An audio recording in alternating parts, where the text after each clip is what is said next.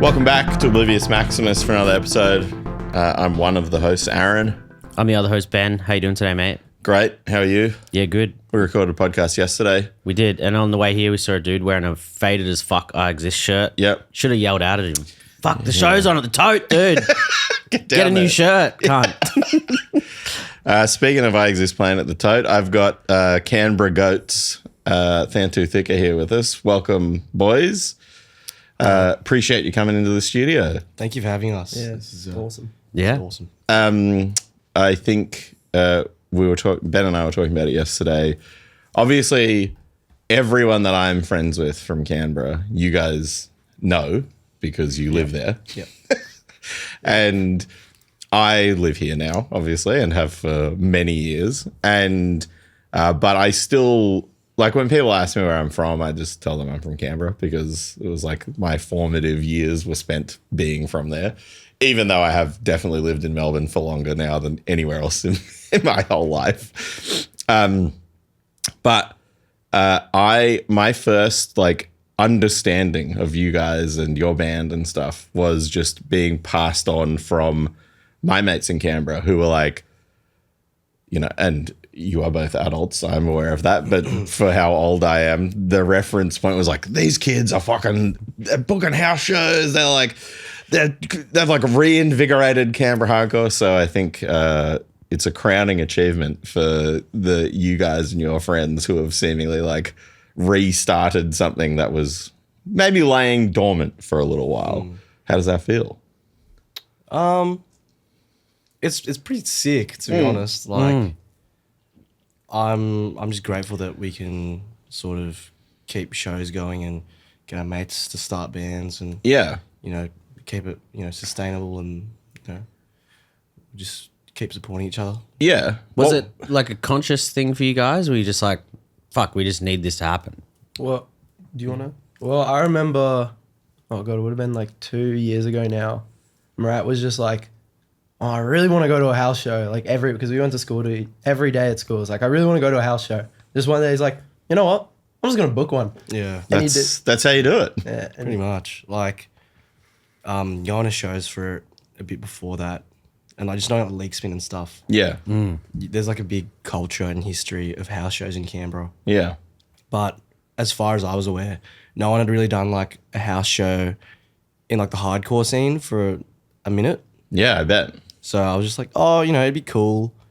And like, I was just there waiting for someone to do it. And I was like, oh, I can't be bothered waiting. So I'll just try it and see how it goes. Where was the first one at? It was in O'Connor. Yeah. There's this guy we know called Chris, and he had this thing called Chips Emporium, and he'd run out of his garage, and it's just like he'd sell like wares, like clothes and shit like that. And he A had, real swag merchant. Flipping stuff. Yeah. Yeah. And like he had other shows with just other types of bands like California Girls, if you know them. They played there. Just like whatnot, like they had movie nights and shit. And I was just like, oh, what if we did a hardcore show? Yeah. And we did. It was pretty sick. Who played the first one? Us, a band from Wollongong called Populta, and there's this band called At Last Broadcast, and we don't talk to them anymore. I don't care So quick into the beef. I don't care if they see this; they're all shit cunts. But yeah, Well, you're called out, so Yeah. it was a good show though. yeah. Well, it was hectic. It was like in a small, what was it, like a garage? Or like a shed? You would have been a Crossroads, hey? yeah, It was like Crossroads, pretty much. yeah. I mean, I think the thing for me again, like I saw this obviously. Again, I saw all of this kind of secondhand through, you know, Sam and my friends from Canberra. But like I suppose the first inkling that I got of it was seeing them talk. Like, I mean, Sam was telling me that Bloodmouth were going to play one of them. And obviously I was like, man, that's going to be so funny if them with all the fucking get up playing a house show. And then seeing the one that you guys did with, well, that Bloodmouth played, and it was like Sam messaged me the next day and he was like, it was straight up like the coldest show I've ever played in my life. And like, I reckon I Exist has played the two other coldest shows I've ever played in my life were both with I Exist. But like the fact that there's a pretty hot streak of if you play outside in Canberra at some point, you're definitely going to play the fucking coldest show you've ever played.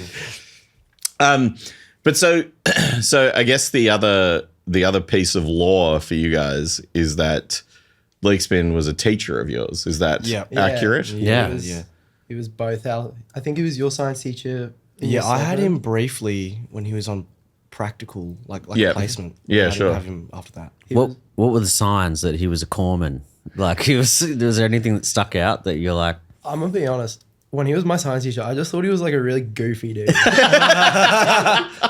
He has some of the wildest fits in the world. So Only he can pull it off. Yeah. Such a sick dude. But I remember like one time I rock up to year 9 science class and he's like, okay, instead of doing work today, there's this competition. If you find a plane on Google Maps in Tasmania, you win it. And he just got us all on computers looking for it for like half an hour. It was so good. that's the sickest science shit ever. Yeah, he's goated. Yeah. I think My brain's like, was he trying to win like a competition or something? They just like got the kids working for him. he probably would do that. But yeah, in terms of like the music and stuff, I think he got me onto it in high school. I don't think Caleb was into it until we were in college together. Yeah.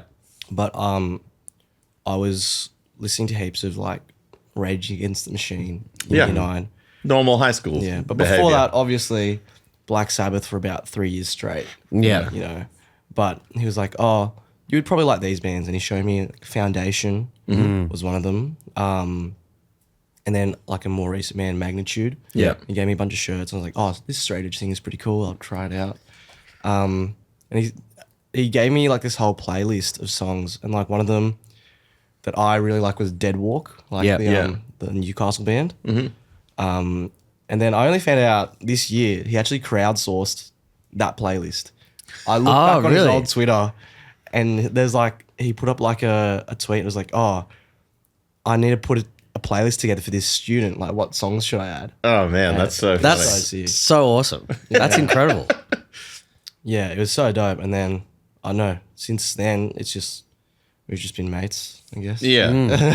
It's pretty, I mean, it's very, because even like, I don't know Jordan that well. Again, I would say probably for me, like we were like ships in the night as well, kind of like, because I think I left Canberra right as he started like doing lots of stuff. And then the funny thing as well, and I'm sure I've talked about it before, but like I Exist was a band for 1 year before I left. Like I left Canberra the second year I Exist was a band. So the almost entire time I Exist was a band, I didn't live in Canberra, but I was just there every week, basically, either for band practice or shows. And, you know, for like 5 or 6 years, I did this insane life of, I would work at a school doing before and after school care. I would finish at 6 o'clock on Friday and I would drive straight to Canberra.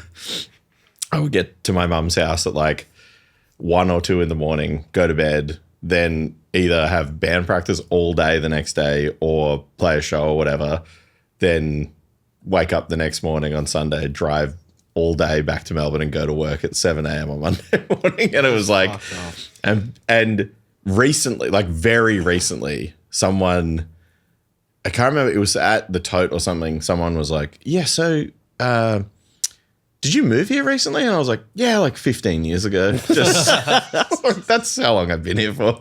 And they're like, oh man, I just thought you came down for shows. I was like, every fucking week? Which, to be fair, that's what I was doing in Canberra for a long time. But So from the playlist, how long is it from getting the playlist to starting the band? Well, we'd kind of started a sort of band already. Because you guys were already playing music? Yeah, well, I was in a band, like, I guess the first iteration of this band from like year 9. And Caleb only sort of joined post high school, like maybe halfway through college. Yep. Also, for listeners not from Canberra, in Canberra, year 11 and 12 is called college.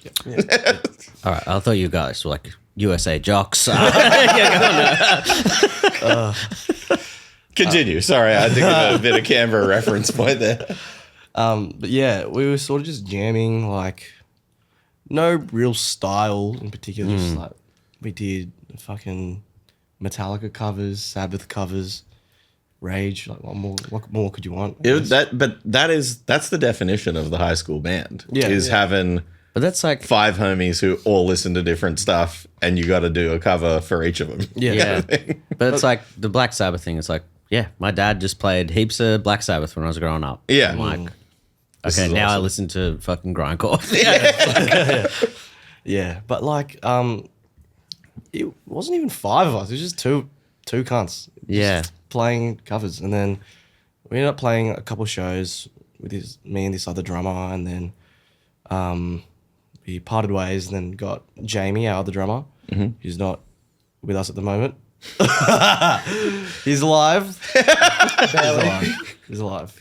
He just broke his leg. Oof. Oh yeah, Oh god. that was in Sydney, right? Newcastle. How did it happen? Oh god. Oh, this is bad. Do you want So in Newcastle, there's like these rock pools areas. I'm already cringing hearing Yeah. this. Oh, sorry. Like, yeah, man-made ocean pools. I don't know Newcastle what the- baths. Yeah. Newcastle baths. Yeah. And they're these concrete steps Yep. that say, "Do not jump." And over the steps is like these rocks that have this very thin layer of water over it. And Jamie, as soon as we get there, he's like, "I'm gonna jump." We all tell him not to do it. It says it on the ground. It even says it in massive letters. It was like 10 a.m., so he wasn't Oh. drunk or anything. Like, you know, It was just Poor impulse control. and we were all in the bars. He gets out. He walks like a solid 50 meters over to the stairs, and he just walks off. he's like, "Oh, I'm gonna go do it. I'm gonna go do it." And no one was like, "Yeah, do it." It was like, "Why the fuck did you do that?" And then it takes him. He's not coming out, so I'm like, okay, I'm gonna go check on him. Yeah. I look over. He's just like curled up in a ball. He looks up at me, and he's like, "Bro, I fucked up." And then he shows me his leg, and I'm like, "Oh god!" So me It's and Mrat bad. have to go jump down Yeah. and get him, like walk Our around. mate Ruben was there helping as well. It was pretty bad. Like Caleb and Ruben had gone out to help him, and I'm just still in the bars. I'm like, "Oh, guys, just give him 5 minutes. He's not back." The water's great. It'd been 5 minutes, and then they were still out, like the other two, and I was just, just relaxing. And I was like, I didn't really want to leave because there was like a big group of people near the walkway. So I was like, it's a bit awkward if I walk past them. And then Ruben had to come in and drag me. I was like, that's pretty bad. to provide some assistance. Holy shit. So that was in like the middle of some shows too, right? Yeah, It was we- the day of the Sydney Justice Show. Yeah. Yeah. And so did you have to bail on that show? Yeah. Damn. We Yeah. still ended up going and moshing. Yeah. That's crazy. Yeah. I remember messaging about it because you posted the picture of him on Instagram, and I was like, God, what the fuck, man? Like, we played house shows on Brand. I just played this show that there's video of on. I think it's on YouTube. First time I just played as a 3-piece because we drove. It was in Huskisson when they used to do like it was an abandoned house show, and they just like ripped a generator and you played in like a fucked up old house. And we drove there, and there's a skate park on the way, and Sam was like, "Oh, I'm gonna go skate in the skate park," and we're like, "All right, cool." And so we were like walking over. He like, I think from memory, just dropped in straight away, broke his arm. Like literally, it was like came out and was like, "Oh," and we were like, "Well." He went to Huskisson Hospital, and we went to the abandoned house and played. Towards the end of us playing, Jake stomped on a rusty nail back to Huskisson Hospital, so Jake could get a tetanus shot and then drive everyone back to Canberra. But just doing activities around playing shows should be not allowed.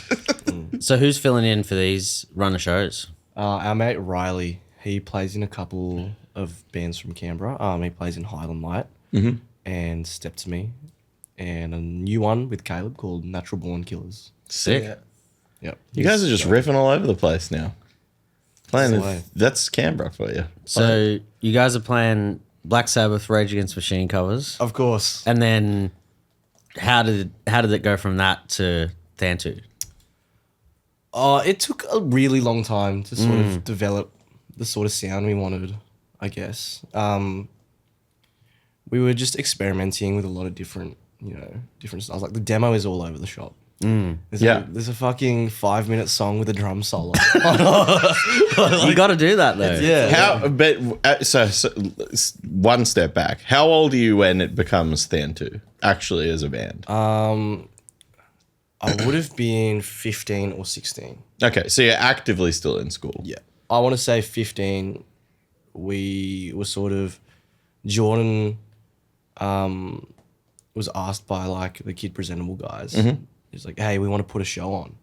And do you know any new bands? Yeah. He sort of got us to do it. So we're like, oh, we'll pick a name and then we'll do this and that. And then that would have been in early 22. Yeah. So I would have been 16 at the time. And yeah, just did it. It was fun. Yeah. No, but the reason I ask is because obviously when I first heard the demo, I can't remember who sent it to me. One of the Canberra guys, or maybe Kelly or someone was like, check this out. There's bits that sound like Machine Head. And I was like, that's a fine reference point for me. And then like seeing videos of you guys, like it then clearly it starts, maturing as you play more shows. But so when recording and writing the demo and shit, is it just like at that stage you just dumping like every influence onto the songs or what? Well, when we wrote the demo, me and Jamie like barely knew hardcore. I was first, like when we recorded the demo, I'd maybe been to like 3 hardcore shows. Yeah. So it was pretty much Mrat writing. But because me and Jamie didn't know hardcore, we were just playing like funky drum beats or like jazz bass lines. It was just like... This guy likes Red Hot Chili Peppers. I know. Yeah, I do. I can tell. You be slapping that thing, bro. Hey, that awesome band. Well, that's the Nirvana thing. It's all disco beats, the drum beats and stuff. And it's like, you got to have those influence in there. And I think like, if you didn't have that, yeah, the band wouldn't sound the way it sounds. Wouldn't sound the way it sounds. And like this latest release, how do you think you guys have like refined it a bit? Is it just from playing shows and kind of like getting a better idea of like who you guys are as a band?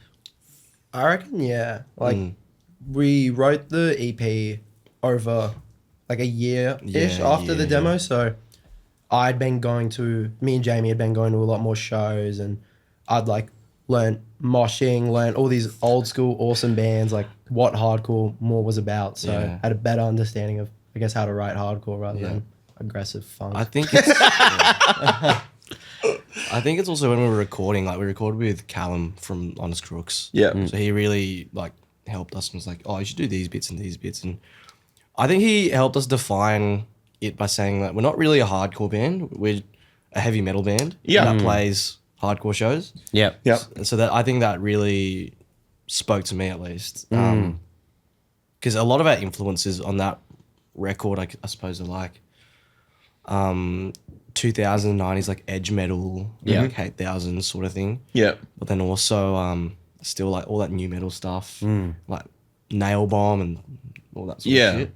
So just like mixing it, but not as in a fucked up way as the demo was. Yeah, yeah. No, but I think that's like a pretty accurate summation of like Canberra music generally, is that like every band I've ever been in from Canberra, and even still the bands now, really, even though they're not there, like the thing that always was in my head was like, I'm going to do the band the way that I want to do it, and I'm going to have the influences that I have, and they're all going to be like on display basically. And sometimes those are really clashing. And I mean, like when I Exist started, it was like the idea or the concept really was like to be like Tragedy or something, like a crusty punk band or whatever.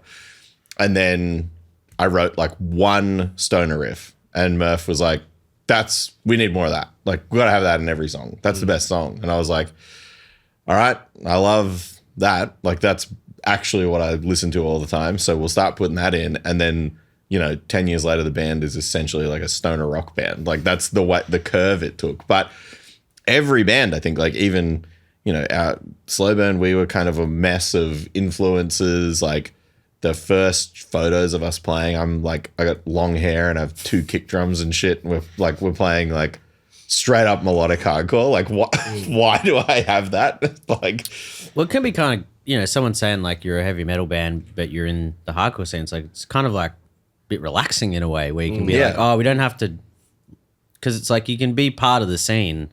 Doesn't mean you have to sound exactly like everything else. It's like once I think that kind of clicks for some people, it's like there are plenty of bands that don't sound like, a band like Military Gun. It's like part of the hardcore scene, but doesn't sound exactly like it. But you still have maybe the influences and the values and all that stuff. And it's like we as people fit in this scene, but our music's a bit different. Yeah. I mean, and I think that also speaks to like the Parkway Drive analogy of like they are definitely like a stadium metal band, but they are a hardcore band. Like by definition for me, like that's what it is. But I think obviously you wear the metal influence on your sleeve pretty well.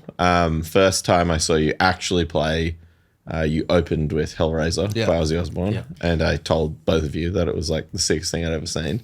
I've said it on here before, but I want to say it to your faces. But I was standing at the merch. I was excited to see you guys because I'd seen everything on the internet. And you started playing Hellraiser, and I was talking to someone, and I was like, could not concentrate on the conversation at all. And I was like, kind of like, are these guys playing Hellraiser? Like that, maybe it's just the PA. Like, and then I looked up and Lee, who plays in Aglo and Potion and shit, Lee was like bouncing to like get my attention, like looking at me, and he was like waving, he was like waving me in, and I sort of like ended the conversation and went inside and watched you guys play Hellraiser, and Lee just came straight to me. He's like, these kids are playing Hellraiser up there. So, but also like, so, and then, I've seen you play other times and do other covers. Is doing metal covers an important part of the Thantu experience? I think it is. I think just for old people like me to get it. Honestly, I think everyone needs to realize that like all these bands have, hardcore riffs and hard, like mosh parts. Like Black Sabbath has some of the sickest mosh parts. Yeah. Whenever we're driving on like from city to city, we're always just listening to like hours of Black Sabbath. Led Zeppelin has become a big one. Like this is why you guys old rock, school. man. Yeah. But I mean, like that's where that's where it starts with literally everyone. It's yeah. It's like my dad playing Black Sabbath, Led Zeppelin a million times over as a kid, and I was like, what about this bit more? Like, How about someone yells over this thing? So what's like the, obviously I think at the minute, like I really feel a kinship to what you guys have been doing, because as well, like you guys are playing like all the fucking time and kind of doing what we used to do as well, of just being like playing in Brisbane, playing in Sydney, playing here, like just playing wherever. Is that still kind of like what's driving you guys, is playing shows? What's the kind of push with everything at the minute?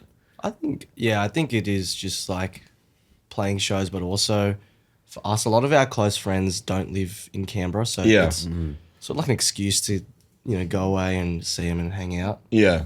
Like the music, of course, is so fun, but I think if we didn't have, our friends and family in all these different cities, it wouldn't be worth it, to be honest. I mean, that's like literally how we know all our friends that we've been friends with for 25 years now. It's like went to shows in Brisbane and became homies, and then a bunch of them now live here, and it's like people are like, how do you know all these people? And you're like, this music stuff. This weird aggressive music. That's how I have all my friends. Yeah. I mean, I think like it's truly bizarre that like it's kind of the only thing I've ever experienced where like you just develop this insane network of friends from like doing this dumb shit for 30 minutes or whatever. But then you, as Ben said, like you then can basically go to any city in Australia and be like, I got a friend there and I got someone to hang out with or stay with or go to a show with or whatever. But I mean, I think as well, like it seems that, not only playing shows, you guys are still organizing lots of stuff in Canberra. Yeah. is that something that, you know, you're always coming back to too, is trying to bring it in as well as going outward? Yeah, definitely. I think Caleb's gonna try his hand at booking some shows soon. Nice. Which is good, but like my calendar is always pretty full, and I have to give myself like, oh, these 2 months I won't do anything. Yeah. Just because like there's so many bands I want to see, and there's so many of my mates' bands that I want to start playing. So it's like, and for me, it's like not many other people are really doing shows in Canberra. Yeah. Except for like a handful of us. So any time I can, I'll try put something together, and Yeah. even just like an all locals show, it's just like it just pops off. It's really fun. Yeah. How did they? I mean, I obviously saw little videos of my old friends, their new band playing the other day. Another classic house show. How did that go? Pretty It's crazy. Pretty awesome. Yeah. Crazy band, crazy venue, Crossroads. Yeah. That's like, for anyone who doesn't know, that's like crazy OG. Like Yeah. what? Venue? Yeah. Yeah, like just a garage. A garage. So sick though. One time I played there. Well, Slow Band played there, and Pete, our bass player at the time, and I both had long hair, fucking rockers, and my hair tie broke while we were playing. Also, so brutal that I only played with a ponytail. That's when you know a guy's a real death metal cunt. Not letting your hair out. From memory at least, hair tie snapped.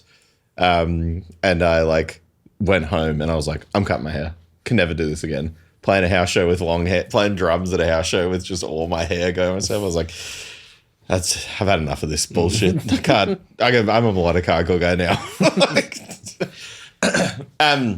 What are you guys doing outside of band stuff? Are you having to balance it with life stuff, or? Yeah, we work together. Also with Leak Spin. Yeah. Back at our high school, as learning support assistants. Oh, sick. Amazing. And like to coincide with that, I guess I'm studying to be a teacher at uni at the moment. Great. The balance is the balance, you know. It's Just make it work. I wouldn't say make it work, but Be tired all the time. yeah, we get there. Like on the drive up here, I was like, "Oh, Caleb, you got to drive because I have to finish this uni assignment." I'm just sitting in the front seat on my phone typing out like. But yeah, we make it work. Yeah. How much longer do you have to go at uni? This is my second year. Okay, it's a little while left. Yeah, about 2 more years. Yeah, nice. Of whatever. As that is. a former teacher myself, it took me 8 years to do my teaching degree. So Don't do that. don't do that. I will advise against that. But I did the same thing. I was like, moved here. I did 1 year of uni, then I moved here, and then just went part-time because I had to work to survive, and then took 8 more years because of playing shows, and would like defer for a semester because I just got off on a tour, and then would like, well, now I've delayed my life by 6 months to do something for 2 weeks. You know, that's how you do it, I guess.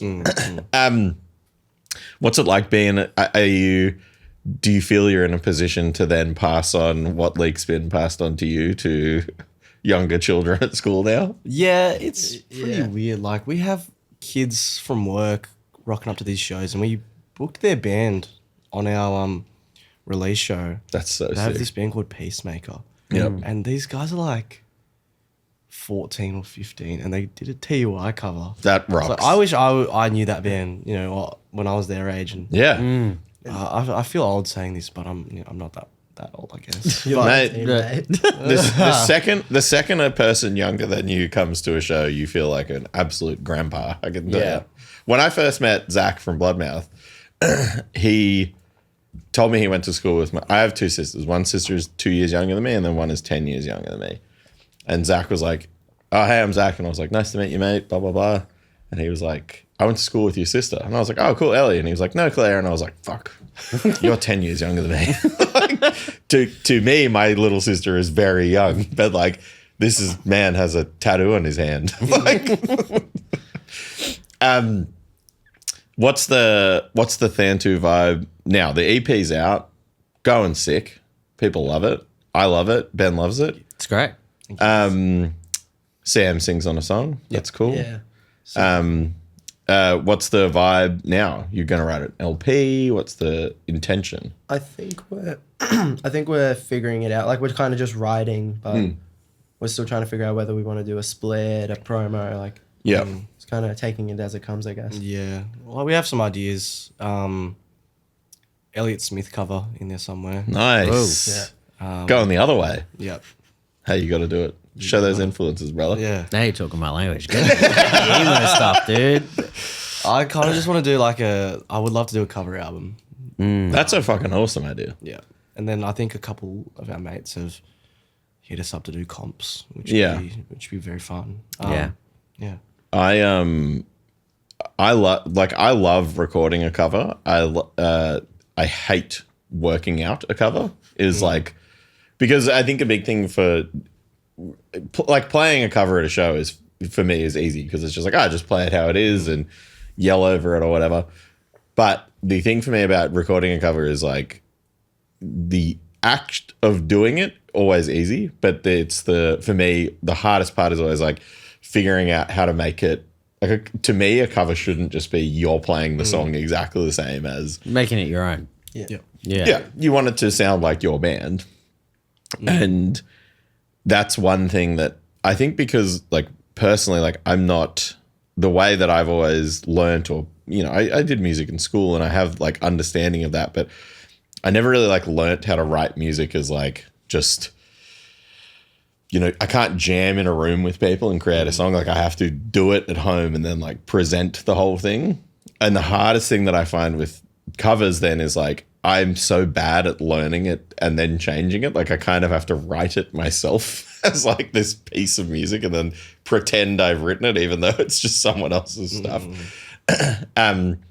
Is at the minute with you guys doing the covers, are you just straight up learning them and just going we're fucking playing this song, or are you kind of working them into your thing? I think a bit of both. We learn it, but then when we play it live, say Holy Diver. Yeah. Because we're playing it at a hardcore show, make the drums moshy. Yeah. Jump around the stage. You got to have people pitting to Holy Diver. Yeah. Dude, so sick. Yeah, I think with Thantu at least, we haven't really thought about recording any covers until recently. Yeah. So it's just sort of been learn the riff and play it because it's fucking sick already. Yeah. But I'm doing this new band that sounds a bit more like No Tolerance. Okay. And we're doing an AC/DC cover. That's so sick. And we're doing a Rolling Stones cover. That's awesome. We've just sort of mixed in side to side parts and two-step bits. That's so it's just good. old school rock and roll songs. Yeah. So I guess I'm more exploring it in that project. Yeah. I'm keen to see what it's like in Thantu. Yeah.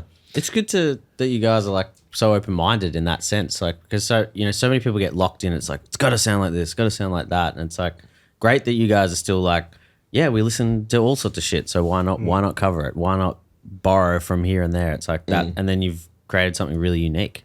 Yeah. So you guys are here this weekend for these horsepower shows. Yes. Yeah. Frankston last night. Yeah. Pretty wild show down there. Incredible. Yeah. Incredible show. That's so sick. One of the best I think we've ever attended in a long time. It was just the energy was on a level I haven't seen in so long. Yeah. Fuck yeah. That's So sick, yeah. The venue's awesome down there. I'm very excited to. I'm playing there very soon, which is sick. Dope. But and then tonight playing Revs Yeah. in the cage. Yeah. And after the Stairway to Heaven. Yeah. Getting up those. Are you loading in? You carrying a bass cab or what? I'm not. I've managed to avoid every load in there. It's one of the great things of my life. Got there when Extortion played there, they loaded the back line in. Great. We didn't have to do anything. Then when I went there with Harm's Way, I got there late and it was already taken up the stairs. So perfect for me. You guys stick around and go to the club after, or? Yeah. Have you heard about a person dying there? Yeah, it's the big talk. I'm telling everyone. I was saying last night to a friend of ours when Extortion played there. So I think that was not recently, but that was kind of like one of the first hardcore shows back there. And they're like, oh, this is like kind of the first thing back here since that guy died. And I was like, what? And then they like brought up the article and it was like, guy was behind a couch for 2 days and then they found him. R.I.P. to the guy also. Sorry, I'm making light light of a death. But it's funny because it happened in a dumb nightclub that's not booking hardcore shows. But then when Harm's over there, I was like, do you know a guy died here? And they, were obviously rattled by that. And then I was out talking to one of the other guys. I'm like, he was like behind a couch over here. And one of the guys who works there just walked past and gave me like the worst look in the world. Like, don't be fucking out here in the bar talking about the guy that died in here. I was like, oh, fuck, sorry, man. But It's just one of the great Melbourne stories. yeah, go to the 24-hour nightclub and never go home. He's partying forever. R.I.P. Sorry to... Condolences. Well, I mean, also that show too, that was the first time I've ever seen a cubicle be used as an actual marketplace for buying cocaine. A guy was standing at the door to a toilet with a square reader and people were just tapping the square reader and going in and doing lines. And That's how you can do the merch tonight. Yeah, go to the Dunnies. Support it. You got to support the local. I appreciate being straight edge and understanding a good business proposal. It's the way, you got to do it. Do what you got to do. What else is on the horizon? Got more shows coming up or what? We're doing a little weekend in Canberra with Kingpin. Yep. The first day is an all ages show at my friend's mum's movie cinema. Fuck Oh, yeah. sick. Where's that? It's called Elsie's Film House. Okay. It's near the National Theatre. Okay. Except it's not going to be in the cinema room. It's going to be in the bar. Great. Wild. So it's going to be a really small space. Yeah. So Byung the Bushranger is headlining that. He's a rapper from Sydney. Sick. Should be interesting. Yeah. Great. Feel the Pain from Newcastle. Bennett's Grove, like a six shoegaze sort of band from Sydney. Mocked, who are also a hardcore band from Newcastle. And then Negative Mental State, which is my new band. Yep. That's our first show. Cool. Should be good. The day after is at Shadows nightclub. Should be sick. Yeah. With Fawn for their album tour. Shock Point, Grim Reality, Seven Hells and Us. Wild. So yeah, it's pretty dope weekend. Yeah. Yeah, hell yeah. So keen for it. Yep. After that, Brisbane Yep. should be chill. Then back here, I think. Yep. Oh yeah, the big Brisbane show with every Brisbane band and every other Australian hardcore band playing. Yeah. Yeah. So keen. Yeah, that'll be fucking awesome. I think I'll be there for it. Yeah, Ben reckons he's going. Well, try to book some comedy shows around it. Then I can write the whole trip off on tax. While a captive audience of podcast listeners is in I'll be town. handing out flyers for my gig later in the year at that show. And then, yeah, you guys are kind enough to play the I Exist show. So thank you for doing that with me. Of course. The old and the new together. Finally. Canberra. Seeing unity. Finally. And we'll probably do some more shows with you guys, hopefully. I think someone, we posted that. We posted the flyer for the Melbourne show. And the first comment was someone saying, Queensland, when? And literally 2 weeks before we announced the show in Queensland. And then the next comment was Canberra, when? And I was like, fucking give me a minute. Like, I can't just book everything right straight away. But this is me saying we will play in Canberra and Thantu will play. Sick. So I'm putting Verbal contract. putting that out into the world. Anything else you want to spruik away at on the podcast while you're sitting here? The education system. Oh, can't fuck. Shout out to Christian. Okay. Oh, yeah. He's the band barber now. We all got haircuts from him. So if you want to look Hook us up. fresh, go get a haircut from him. Keep him in the country. Yeah. Nice. If you're single, marry him. So you could stay. If you Link in want. bio. Yeah. Yeah. It was Tinder great. link in bio. Great little Welshman. Nice. He's awesome. Hell yeah. Yeah. Caleb, anything to promote? Shout out Felix Youth Centre. Yeah, Felix. the homie Legend. putting you up for the weekend. Yeah. Moshes for us. Respect. Yeah. Yeah, actually, one thing I will also acknowledge is that I would say you two both at every show I've seen you at have been the real holding the pit down for the ACT for the entire show. Yeah. I would say almost. So the enthusiasm that you two have for doing that, I acknowledge it. I will not participate personally. There's two old losers. We salute you. Yeah, please keep doing that so I do not have to ever again in my life. Of course. But no, it's the sickest thing in the world. Yeah. And your band's awesome. Thanks for coming here and doing it. having And us. everyone listen to Thantu. Thank you. Thank you. Bye. Bye. Bye.